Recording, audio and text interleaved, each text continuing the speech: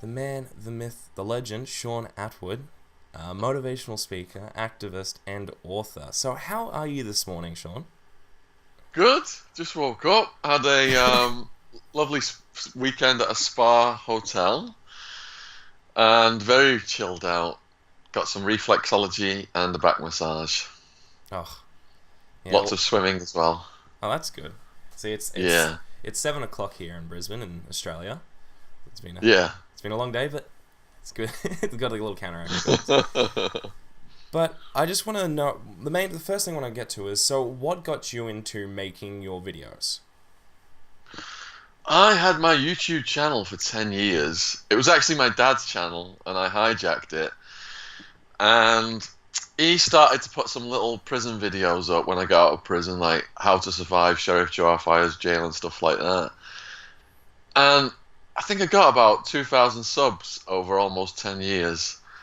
Then when Making a Murderer came out, I saw it and I was so outraged by the injustice because it is stuff that I was aware of, all the tricks the prosecutors play. It was obvious to me what they'd done to those guys. And I knew people around the world would want to write to them, but you can't just write to prisoners. There's procedures. So, for example, all these people wrote to them and the letters got sent back because they didn't have the prison number on the envelope. So I started putting these videos up saying, here's how you can write to these guys and help them and send them stuff. And then my subs more than doubled in like a month. Then I went on True Geordie podcast, and that lit a fire under it. I think I got about 4,000 subs the first time I went on that. So I've been on True Geordie 3 times now. Unilad did a video. My TED Talk went viral. And some of my videos went viral in the last month about shot callers. I did 4 different videos about shot callers, which are prison gang leaders. And in the last month, I've got about 30,000 subs, 5 million views, and now the channel is up to 78,000 subs, I believe. And this has all just happened in the last year, so that's motivated me to put more into it, because previously I was writing my content. I was a blogger. I think I had the first prison blog, and also an author of all these books. But the demand is out there. People just want to see little video clips, so I've built up a team now of people. I've got an intro video, extra video, got various cameramen around the country, all trying to help me get better quality content. Oh, wow.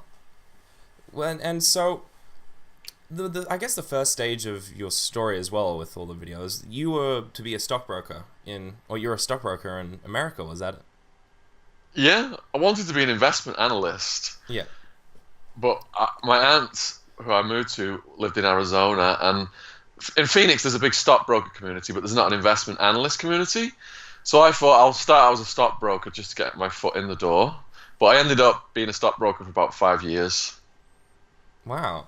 And so, for those who don't know, what happened after that? Oh, good grief. I went there with my student credit cards, was running out of money because the job was commission only, thought I was going to have to come home. Ended up grossing $500,000 a year in commissions, so I had enough money to retire.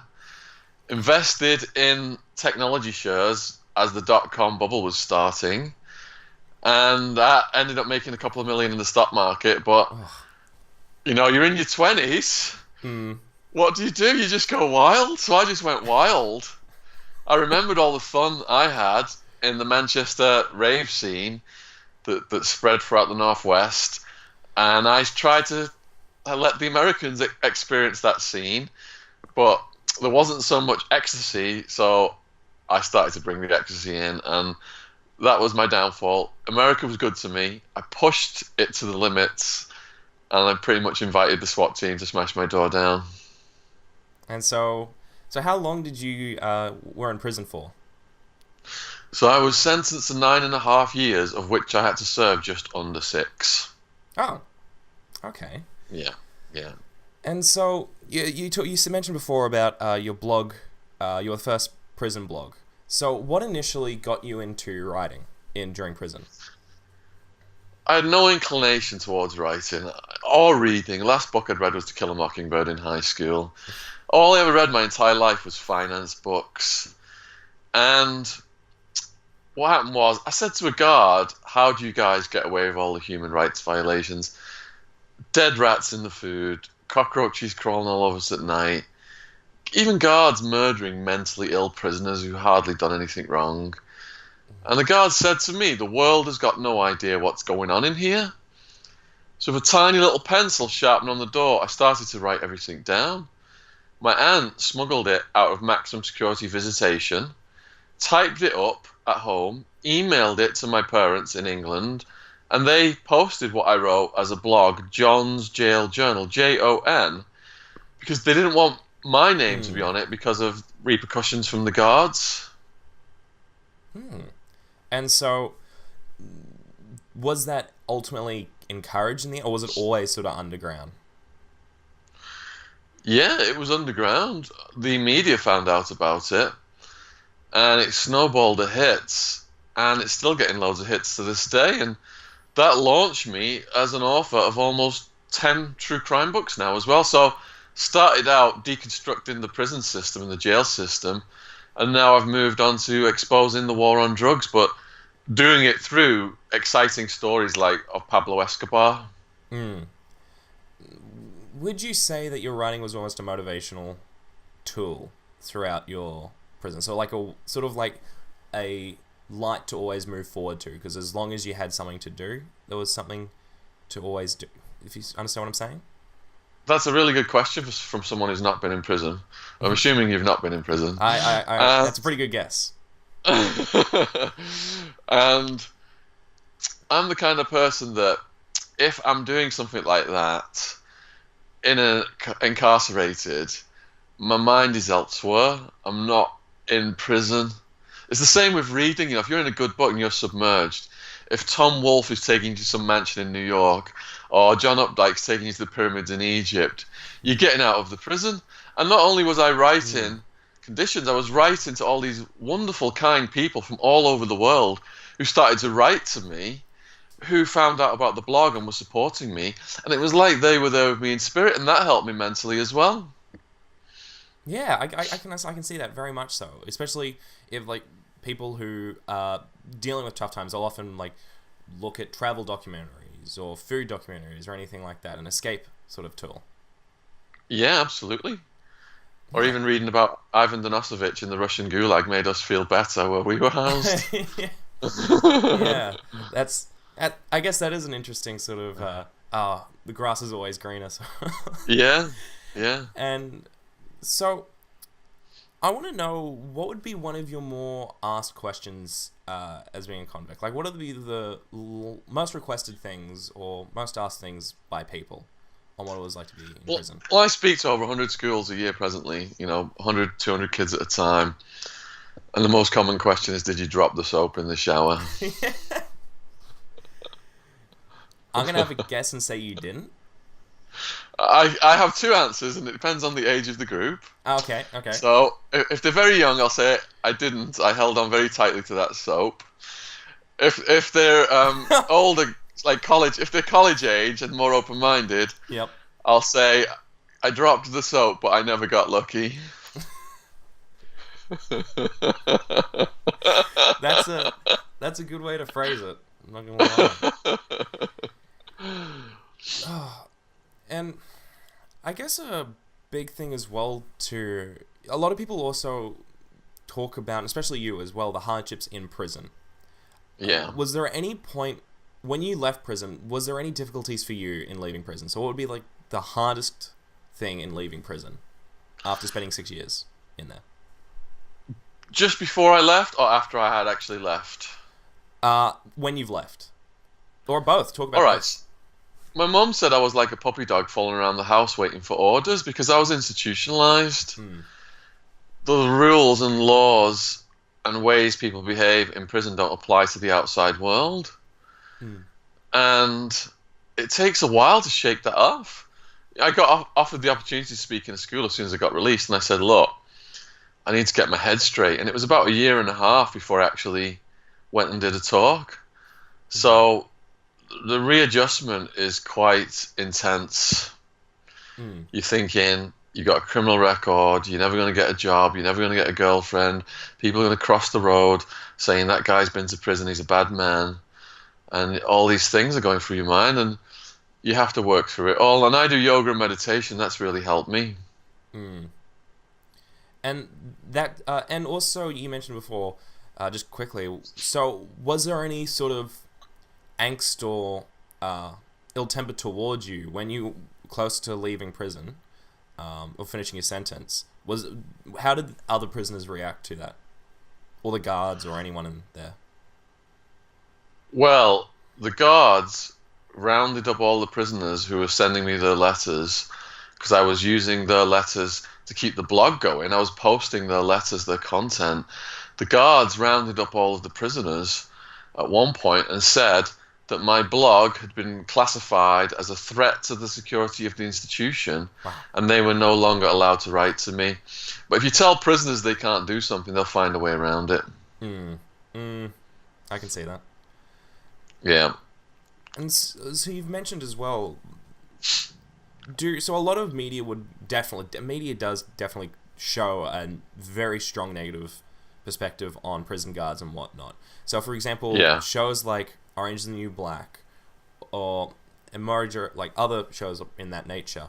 How accurate do you think that the retelling of how prison guards are treating prisoners in that?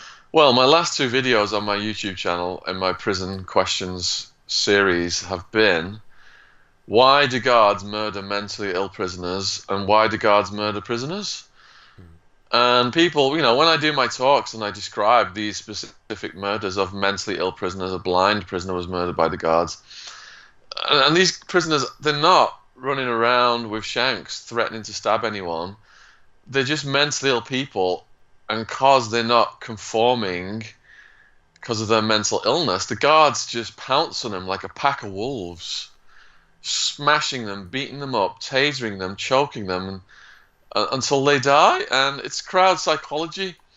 Not all guards are bad, and not all guards are murdering prisoners, but it's crowd psychology. So it's the environment of prison. It's extremely hostile and dangerous and negative. Even the guards who come in have got well-meaning looks on their faces. Within 6 months, their faces have turned to stone. And that oppressive atmosphere and the danger makes the guards quick to react. If you're mentally ill, and prison is the biggest house of the mentally ill, there's always going to be these situations. And that's just one example, but the guards are bringing drugs in. The guards are having prisoners fight and betting on who's going to win. There's a really sick mentality in some of them. Some guards are helpful and do things for the prisoners, but I say that the majority of this negative energy consumes them over time. Okay. So there's also, like, for example, documentaries. Like, I've seen a lot of prison documentaries, especially. And that's how I found out about you, was because you see, like, a suggested thing about, like, oh, what would it be like in this prison? You look at it, and you hear this content, and you see... This is great. One of the great things about your videos, I think, is just it's simple questions, and immediately interested in it, and it's Thanks. Really well put together sort of content in terms of answering what your life was in that prison. Yeah. But with the prison documentaries, they often show sort of like this sort of like camaraderie with the prison guards, like the prisoners and the prison guards. Like, yeah, there is a bit of a like a power difference, but don't worry, we're still not that bad. So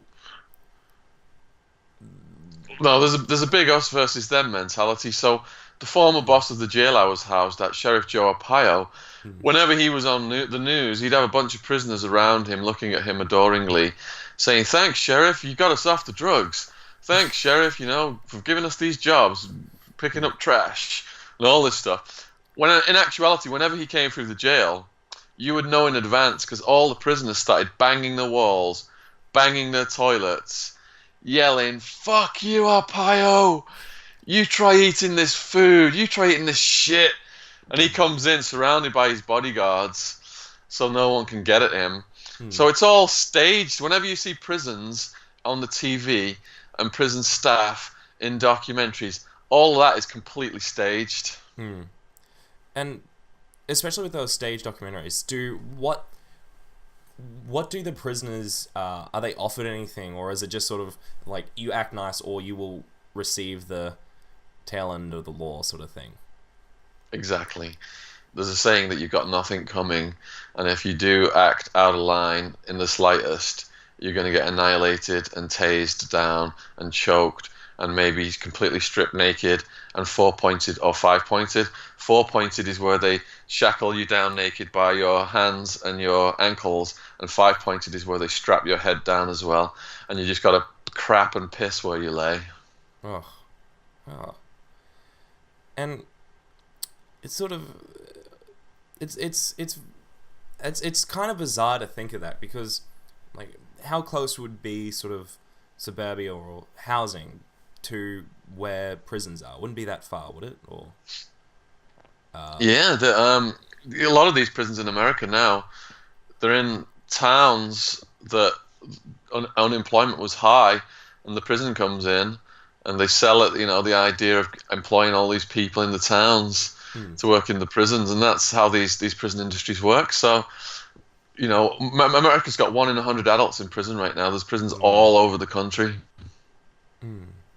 And that's a very sort of controversial topic at the moment, especially with is privatized prisons. And yeah, how much, from your perspective and how you experience things, how much did the privatized industry affect your prison life, or did you notice there was a difference, or was it just always crap?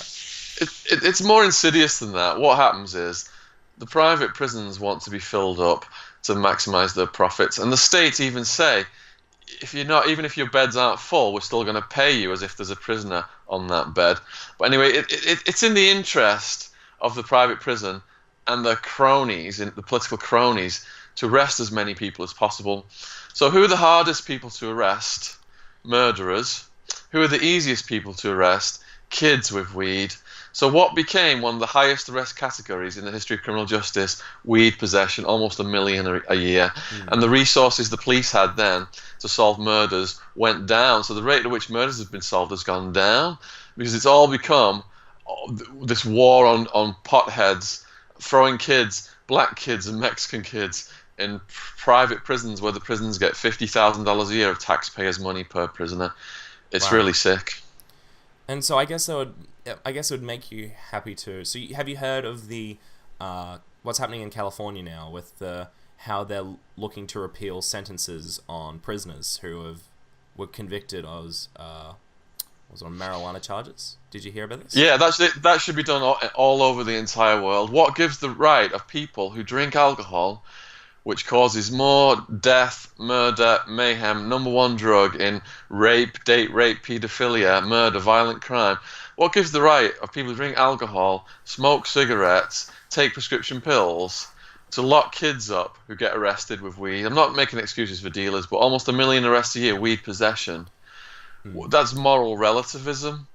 It's completely wrong. People always find reasons to pick on other people, and that's what's happened. Prisons are for people who harm other people, murderers, rapists, robbers. Drug dealers like me, I harm society. But throwing a kid in prison for weed possession, who's that kid harmed? Themselves? They've harmed themselves? And we're going to put them somewhere 90%, the activity, the priority, the daily routine of 90% of the prisoners is shooting up heroin. Wow. So yes. So there is a massive heroin market within prison. There are more drugs in prison than anywhere on the face of the earth. Drug dealers make more money dealing in prison than they do out on the streets. That is fascinating. You don't expect these things, especially when it's government run or government run, because it's private as well. But it does sort of put into question of like, what are the purpose of prisons? Is it to segregate? Is it to rehabilitate? Is it to punish? What is the ultimate purpose of it? The ultimate purpose was to take person A from society to harm person B. And that's why the police were started out of London by Robert Peel. There are people out there, psychopaths, society needs to be protected from, and paedophiles, etc. But now the whole purpose of prisons has been subverted by this perverse economic incentive to maximize profits. So you're not taking the most dangerous people out of society now. You're taking the easiest people to arrest to fill your prison up to make the most money possible. And that's kids with weed. And also, I guess in a sort of a slightly negative in California, when we just talked about the positives, what they were doing, is when with the California fires, I think it was, they were having. Correct me if I'm wrong on this. You probably know more.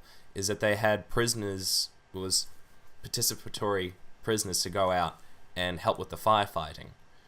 Did you hear this? And yeah, and I spoke to prisoners in Arizona who participated in such work, and I think one of the ways you get people to, when they get out, to behave themselves is to make them feel like they are a part of society. So if you're out in the community saving lives or contributing to that effort, you're socially included, and it's social exclusion that increases recidivism. So I think that is a good way to help prisoners feel included in society. I think what a lot of people actually had criticism was with it was like, one, they paid like prison wages, which was like $1 a day or something along those lines. But as well is that a lot of these prisoners, from what I was reading, were doing this to have the experience to go out and actually get work in, fire emergency services and whatnot. But ultimately, the boards wouldn't accept prisoners or convicts or anyone with a criminal history. Right. And it's sort of this dark thing where it's like, this is great in like the short term, but it hasn't really thought through like, well, what's going to happen with the fire boards now? I see. And where I was housed, the highest wage was 50 cents an hour, and the lowest was 10 cents an hour. So there's another thing you've touched on there, that this prison population now is the replacement of slavery, because in America, slavery was abolished under the Constitution, but they left a loophole, except for people convicted of crimes. So you've got predominantly black prison populations in some of these states, and they're working on the exact same plantations they had the slaves working before slavery was abolished. Yeah, and it's very strange as well to sort of hear this, especially because being in Australia, you had like knowing of sort of like the British prison populations and the Australian populations. There's obviously a major difference in how prisoners react in each of those different communities, and to how they treated outside of those prisons. And what would you say would be the biggest difference between sort of the British prison populations and the American ones? Okay, the Americans tend to go to extremes, and they've gone to extremes with this private prison model, and it's been an absolute disaster for the taxpayers over there. Those same forces, those same corporations that are influencing the politicians are influencing the politicians in this country as well. So now England does have the highest incarceration rate in Europe. All of our prisons are completely flooded with drugs. I do talks in prisons, and the drug is spice right now, and that's in America and the UK, because spice doesn't show in the P-test, and the P-test is the carrot and the stick that the guards hold over the prisoners. The only thing that's not gone as extreme as in America is the racist gang structure. So in this country, it's gangs by postcode area. So one part of London might be at war with another part of London over control of the drugs business. They're competing postcodes. In America, it's hardcore neo-Nazis, like the Aryan Brotherhood prison gang, who decide who lives and dies. And that gang has got so big and powerful now, it's become a massive murder for hire business and drugs business on the streets. And it's become a leading cause of murder throughout the entire country. Wow. So, with the Aryan Brotherhood, especially, to be part of that, you essentially have to become, because I remember watching your videos. It's to sort of get your stripes. You have to commit crimes within prison, or commit a murder, to commit what the shot callers wanted. Have you seen the movie Shot Caller? I have not actually. Oh, it really shows that. And it shows a guy who got arrested. He was a stock market guy, and he ends up, the gang make him do all those things, yeah. No. I think I did watch the video where you talked about Shot Caller. Yeah. But I haven't actually seen the actual movie. And... Okay. But ultimately, do you see sort of the change, especially because the Aryan Brotherhood is obviously a heavily racist, heavily... white supremacist gang. Do you see that majority of the people, especially part of those gangs, come in initially sort of just like, I don't really care, why is everything racist, to then eventually become sort of this neo-Nazi thing to eventually join part of this group? What happens, like I mentioned, most arrests back around the time I was arrested were weed possession. So I saw the young people come in. So if you're a white kid, for example, say you got 2 to 5 years for some weed, next thing you're scared. You've seen Shawshank Redemption, dropping the soap in the shower, all that kind of thing. Next thing, the gang members are coming up to you. You're scared, so you think, all right, maybe it's cool and safe if I hang out with these guys. These guys will protect me. The next thing, they've got them transporting drugs around the prison, doing low-level crimes, and working them up the ladder and getting them hooked on heroin, because the drugs business is the absolute priority of the gang. They want everyone doing heroin in the prison. That's how they make their money. So it's all about indoctrinating young people into this world. If they put a neo-Nazi tattoo on your forehead, a swastika, when you get out, you're not going to get a job looking like that. And the jail knows if they allow it to be drug and gang infested mayhem, when you get out, you don't stand a chance. You're going to go right back to drugs and crime. You're going to come back to the prison, and we're going to get $50,000 a year of taxpayers' money. So the young people have got it from both sides to come back to the prison. And so how is there obviously you got through prison without being part of the Aryan Brotherhood, etc. But how would someone, especially let's say an 18-year-old, joins prison or gets sentenced to let's say 10 years in prison? How did they get through avoiding it, or is there just pretty much no hope?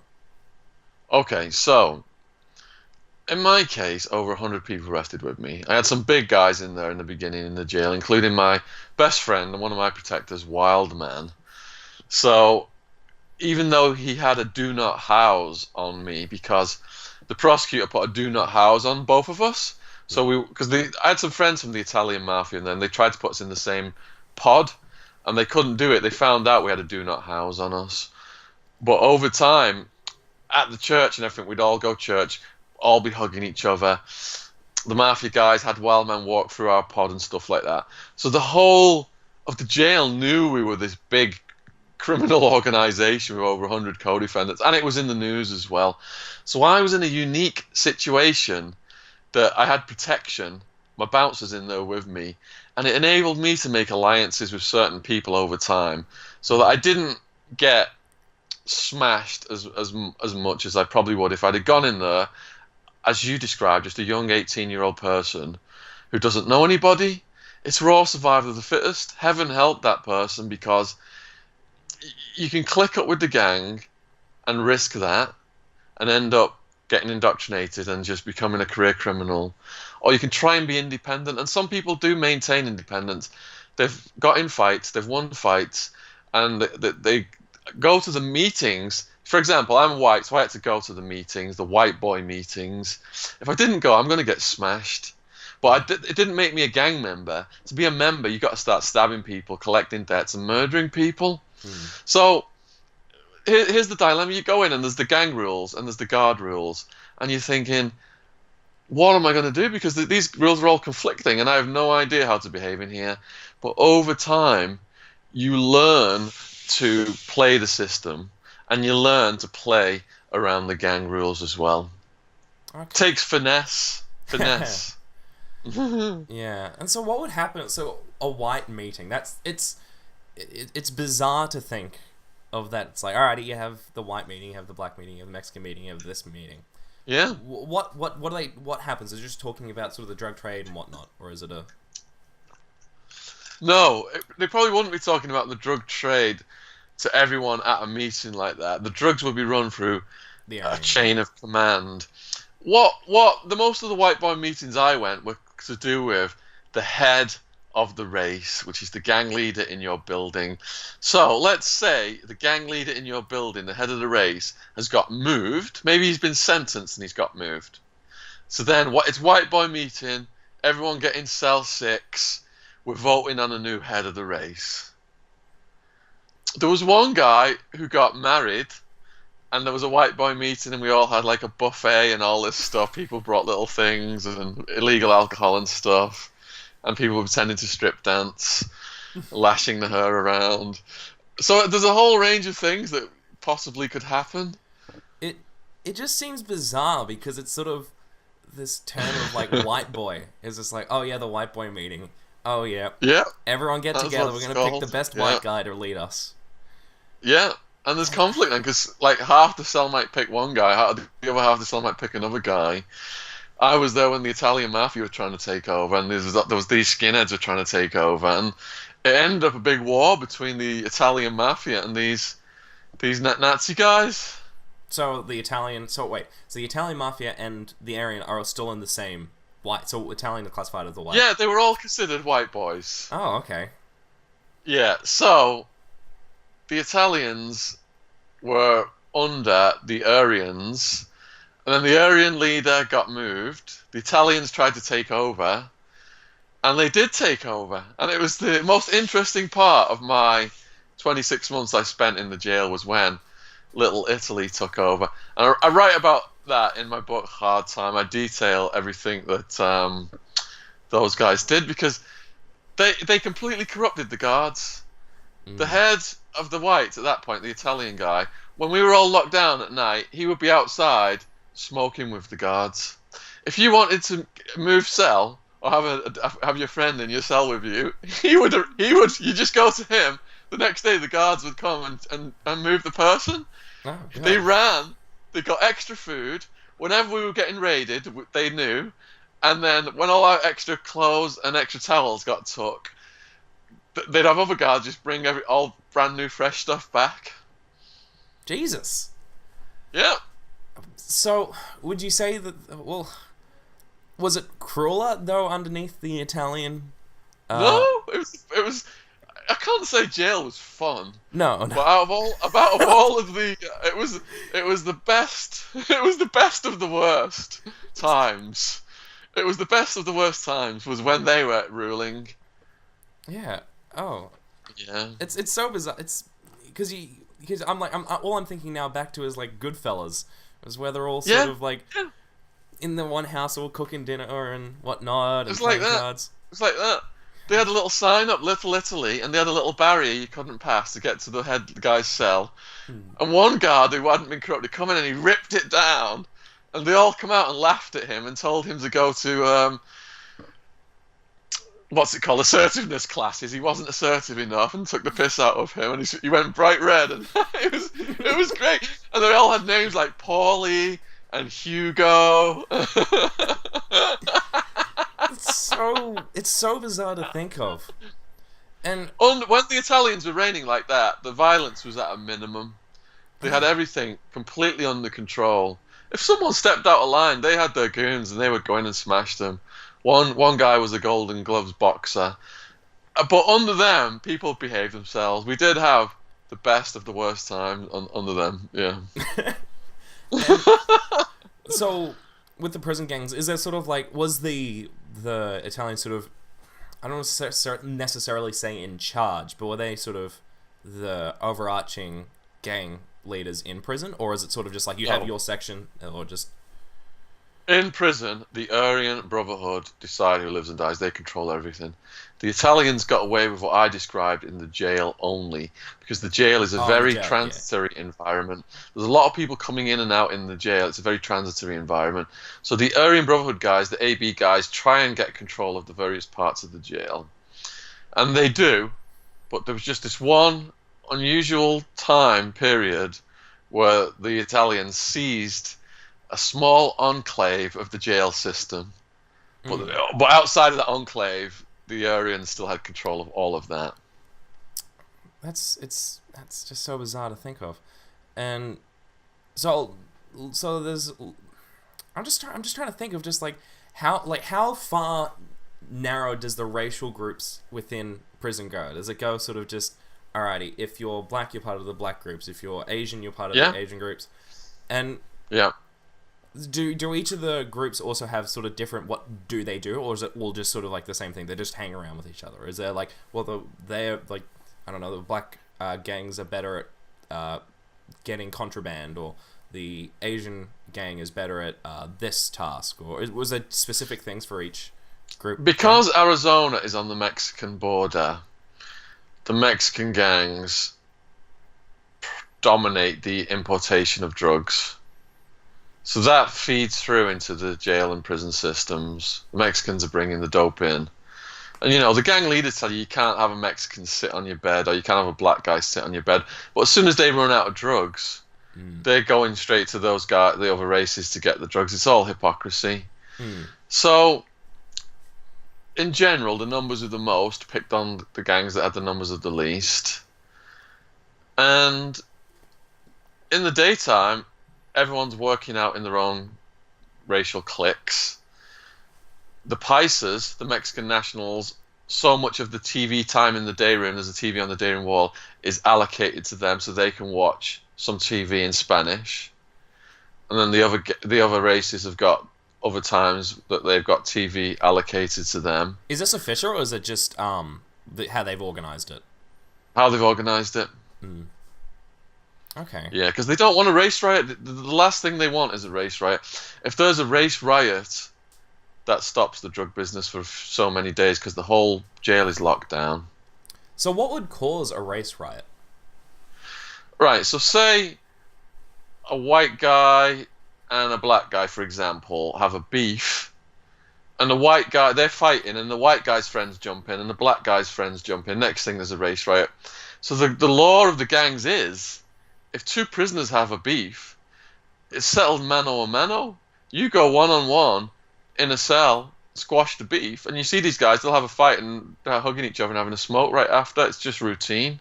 And that's to prevent there from being a riot. You can't be jumping in on either side because then there'll be a riot. Then the whole jail will be locked down, and that stops the drugs. It's very bizarre because it just because it's a very official sort of power structure and a very it's a diplomatic group and a discuss, and it's like it's crazy because it's drug trades, there's murder, there's violence, rape, but it's sort of talked about, especially by you, of this like almost diplomatic like understanding between them, and it's almost this sort of juxtaposition between like civilized conduct versus absolute ruthless barbarian nature. I guess it's sort of it's called the convict code. Yeah, it like for someone who's never been in prison and hopefully never will. It's just very bizarre to think, but it makes sense when it's talked about because of what happens and when you think about it and when you talk to people about it. Yeah, it's a function of the war on drugs. It's just a reaction to it and the black market and prices of drugs that's been created by drug laws. This is a symptom of it, and just gets worse every year. There's another thing I want to gauge your opinion on is the new is it new now? I think it's a bit old now. The gay ward in the California jails. Have you heard of this? The which war? The gay ward in the California jail. There's a gay ward. Yeah. For people. No, I hadn't heard of it. Okay, so in California now, and for the jail, they have a separate section for gay, bisexual, and trans prisoners. Okay. So prisoners who are convicted, and then there are a series of questions that specifically only gay convicts would know about, like what bars have this, and who would be this and that and whatnot. And so, and this is all done in return of the mass violence of homosexual, trans, bisexual prisoners in prison. Yeah. So I was just wanting to gauge your opinion, or experience of like, what do you think this is I guess you don't know enough about it to gauge a good or a grasp opinion on it, but on the actual violence that happens against gay, trans, bisexual, is there a major difference between those prison populations? Some of the most horrific violence I ever heard was on gay prisoners or trans prisoners. I had a friend who came in as a young person. He told me the story. It was decades before I met this person who was with the Aryan Brotherhood, and then they used this person and brutalized them, gang raped him, shoved the broomstick inside his behind while he was unconscious, and raped him while he was unconscious. And I asked him how did he know this, and he said when he went to the toilet after, he could tell by what came out. And this was ongoing until this person started fighting back. and actually plucked the eyeball out of two of his rapists. Yeah. But then they raped a friend of his, shoved a light bulb in his backside and smashed it, and that prisoner committed suicide. And they also held a prisoner down and cut his head off with a shovel they'd got from the work crew, another prisoner who'd been raped.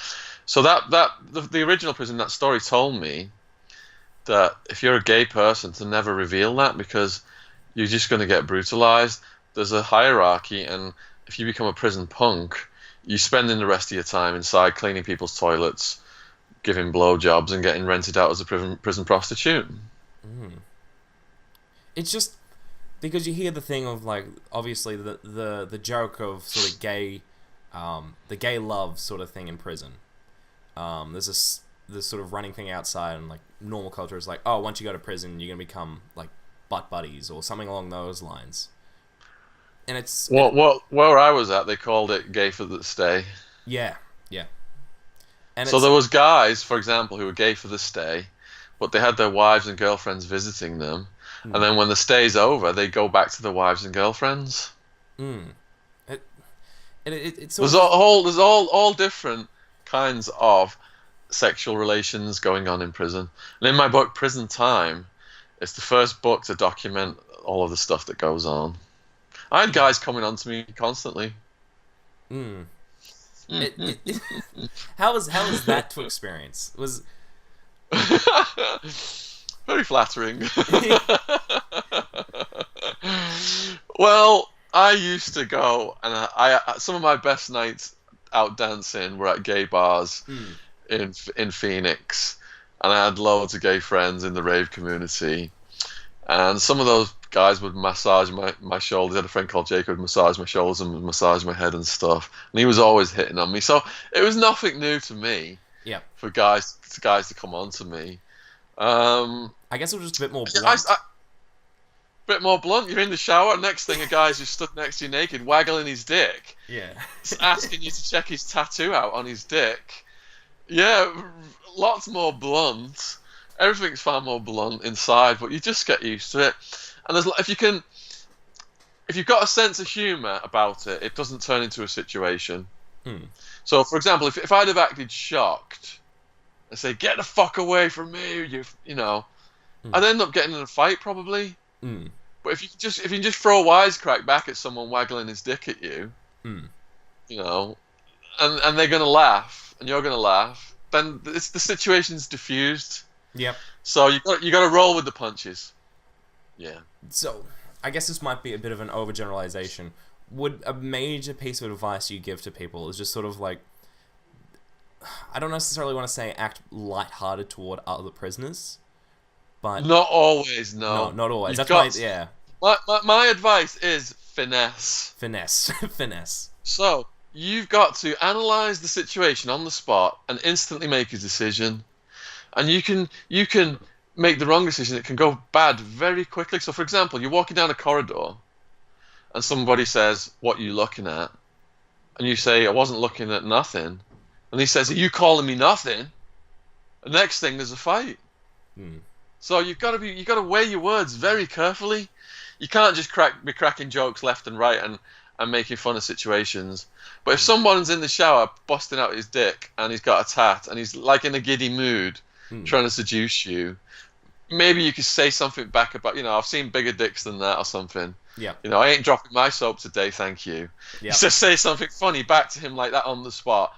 Could diffuse the situation. But if you act scared shitless, this guy's coming at you with his dick out, you act scared shitless, he's going to prey on that. The people who get picked on the most in prison are the people who are reacting the most. No, you've got to learn to control how you react. If you're cocky back, they're thinking you're one of them.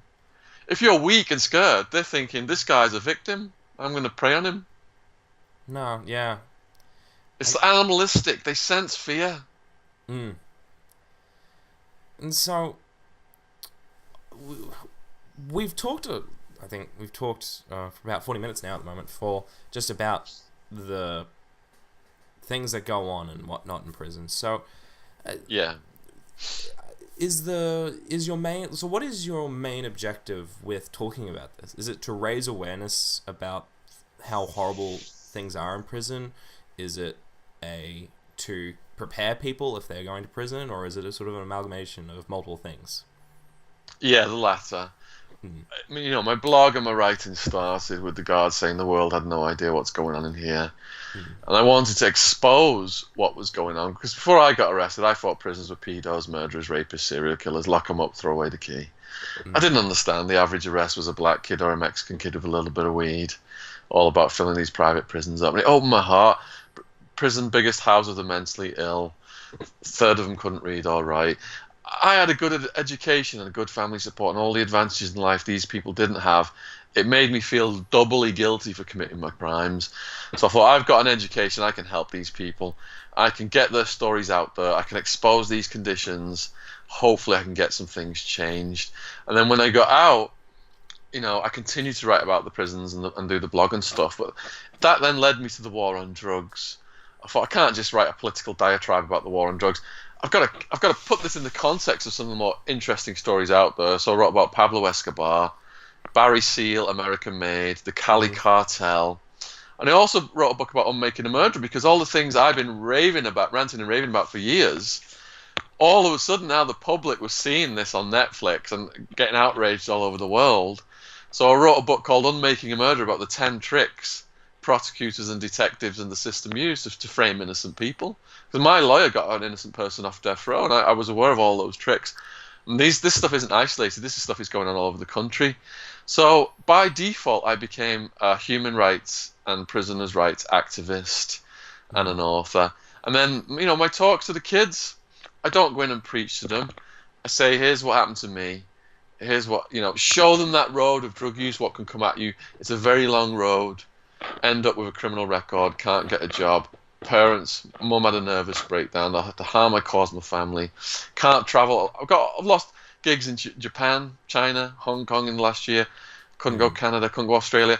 All these places I could have gone and done events, I can't go because of my criminal record. So I showed the kids the consequences that have happened in my life, in the hope that they can realize this is what it could lead to if they get involved in drugs and crime. That's not being able to, wow, especially the travel thing, especially for what you're doing now. It seems sort of like almost counterproductive. It's like, no, we're not going to let this person who's advocating against not going to prison to come into our country to talk about this because he went to prison. Yeah. Yeah. Well, I don't think the Americans view me dimly because I'm exposing the system over there. Yeah. No, that makes a lot of sense, I think. Yeah. And so, what is your sort of preferred sort of mode at the moment in terms of sort of getting your message out there? Is it your writing? Is it the videos you make, or is it the public speaking? What do you prefer? So all these things have happened accidentally, and I've been enjoying being a writer for the past 10 years, and I still love being a writer. I've got the longest book ever coming out about Pablo Escobar. It's going to be over 1,000 pages long. Wow. Perhaps a 3 or 4 book box set. I'm hoping to get some of them out in time for Christmas. The first one's going to be called The Rise. And basically I've gone and got all this stuff translated from the Spanish-speaking world into English, stuff that's never been written about him in the English-speaking world. So it's completely transformed my view of his story. So yeah, I love the challenge of writing and getting an accurate story out there. But I've now fallen in love with the YouTube stuff. Yeah. All the comments coming in, all the support, all the people who've subscribed and just contacted me. And I've recently this great company called Funzing, who've got a London headquarters. They're based out of Israel. They have now launched me on a tour. I just did a tour of England. I did Bristol, Birmingham, Sheffield, Nottingham, Manchester, Liverpool, speaking to about 100 adults at a time, and the adults are really engaging with my content as well. So it's just all expanding in multiple directions right now, and I'm happy with the way it's going. I wake up with a smile on my face. No, it's very good to hear. It's Thanks. like, I guess you are a success story in terms of not letting prison define you, or to push you down a single road. But I guess like you said, you had a lot of privileges and whatnot in terms of getting around it. And so, in speaking of the things that happened, do you regret your actions in your life? Do you regret sort of the actions what led you into prison? And the kids ask me would I do it all over again, and I say yes and no. When I was on drugs, I didn't know, but the drugs had scrambled my decision-making processes. I thought I was keeping the party going. In the jail, I saw the horror of what drug use led to. 90% shooting up heroin, crystal meth, 2/3 hepatitis C from sharing dirty needles, yellow jaundice skin. I knew I put people on that road of drug use. I was ashamed. I regretted it. Couldn't change my past. So I just pledged to go out and share my story in the hope people won't make my mistakes. Yeah, it's sort of a difficult thing to sort of, I guess, for you as well, because you like you openly said, you've put people down the wrong path. But then now what you're doing, who knows how many lives you're going to better, or how many lives you could possibly with your work change from your experiences. Yeah, I had one kid was so inspired she went on to do a criminology degree at university. And wow. I've had dinner with her parents, and they're thinking about going out to Arizona to meet one of my guys who's in prison called T-Bone, to visit him in prison. Yes. And so you never know the effects the talks are going to have. Speaking of which, with T-Bone, and you mentioned Wildman earlier, I've got an interesting question here. So, yeah. Who do you think would win in a fight, T-Bone or Wildman, both in their prime? Both in their prime. Who do you think would win in a fight? Fights are unpredictable.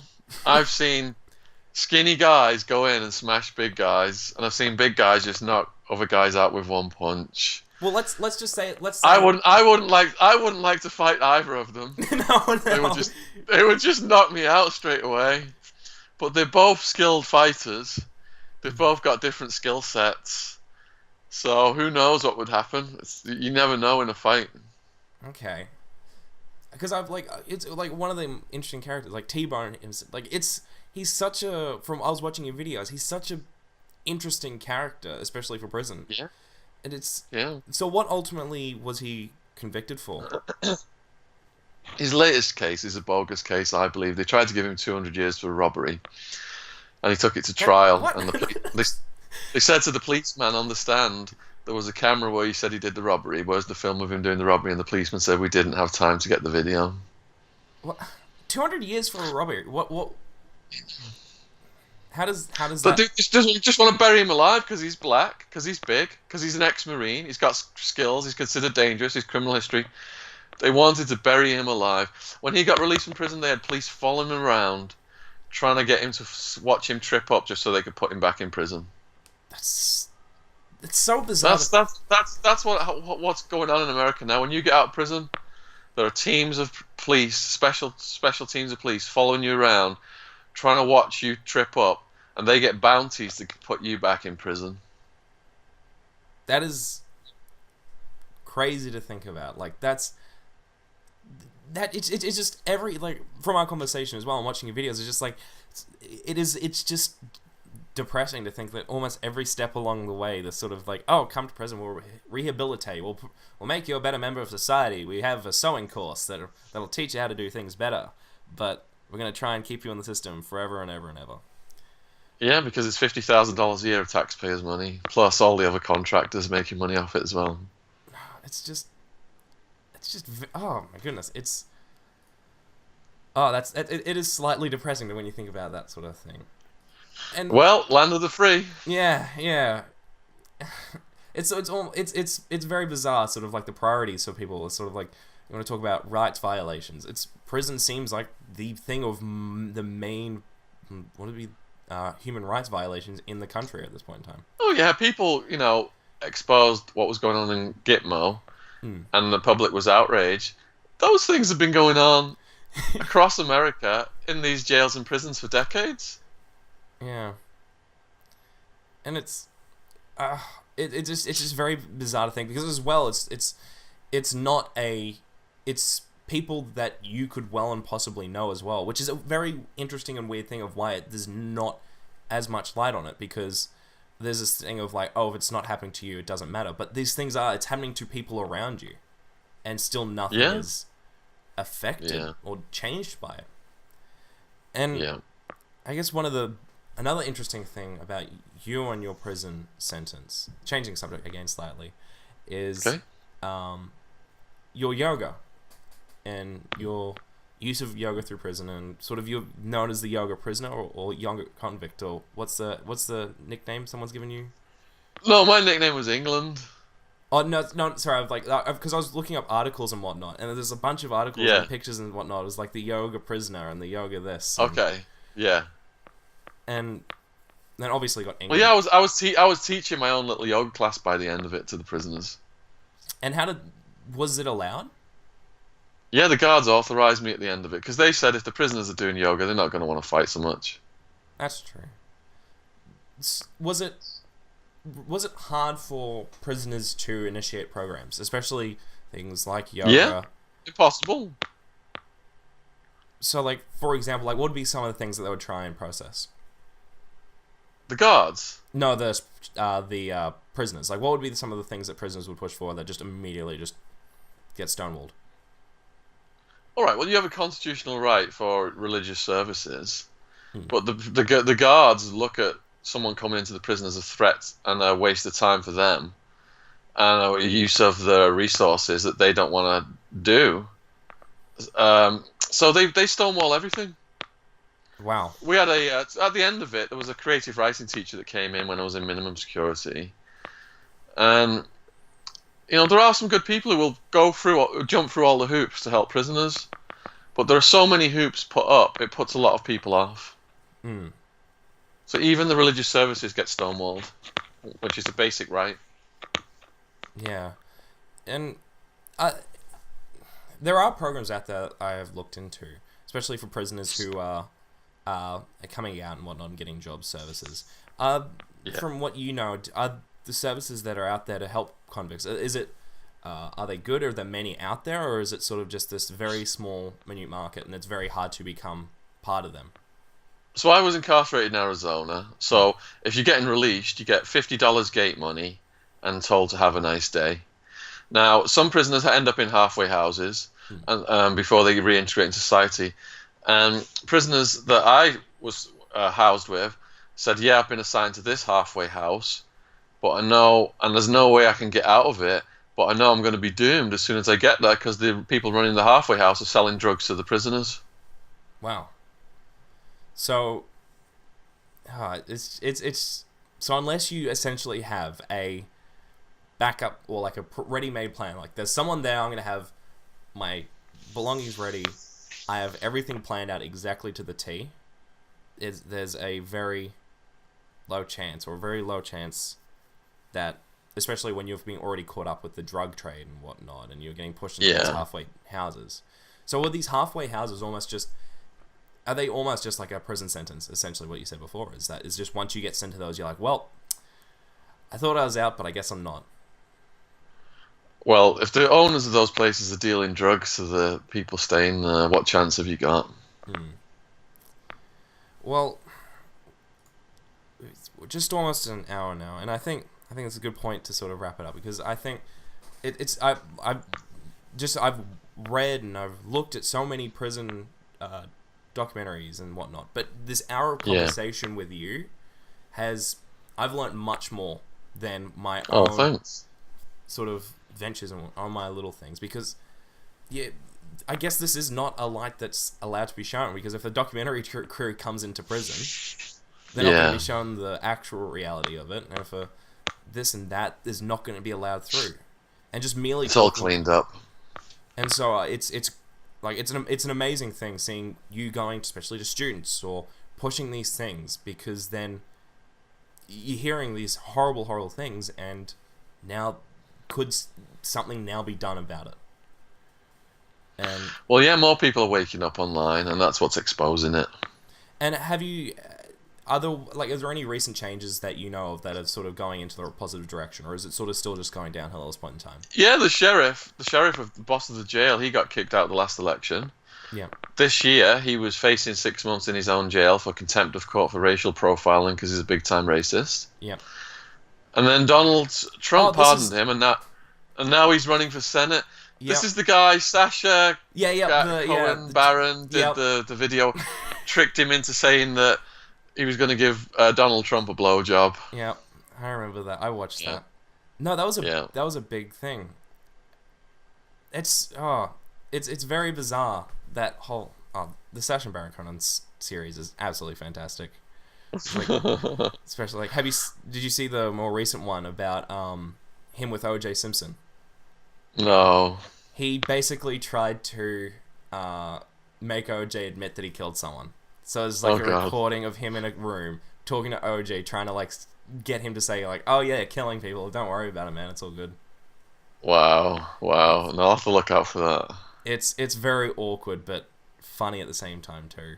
I've watched the OJ series on Netflix, and I've also recently watched The Stir Case as well. Yeah. If you want to see more corruption along the lines of making a murder, watch The Stir Case. I'll gotta watch that. But anyway, thank you very much, Shaun, for joining me today. Thanks for having me on, Ryan. It's been a real pleasure. No, it's like I said, I've learnt so much more than what I would have if I just went on my own with this. And I hope people who are listening to this will also learn tons more and be actually active and try and help you change what's happening and help the prisoners who are affected by this and the communities that are affected by this. Appreciate that. So anyway, thank you all for listening. Make sure. So how would people listening to this be able to follow you and keep up with what you're doing? Well, yeah, all my socials are just under my name, Shaun, Shaun, Attwood, Att-Wood. My website, you can download my book, Hard Time, for free. If you just go to my website, ShaunAttwood.com. My YouTube channel, appreciate anyone clicking over there. That's just under my name as well. All kinds of prison questions answered. Anyone interested in my books? I've got almost 10 true crime books out. Just put my name into Amazon. They're available worldwide on Amazon. Awesome. Alrighty. Thank you, everyone, for listening, and we'll see you in the next one. All right. Cheers, man. Yeah, no problem. Thank you.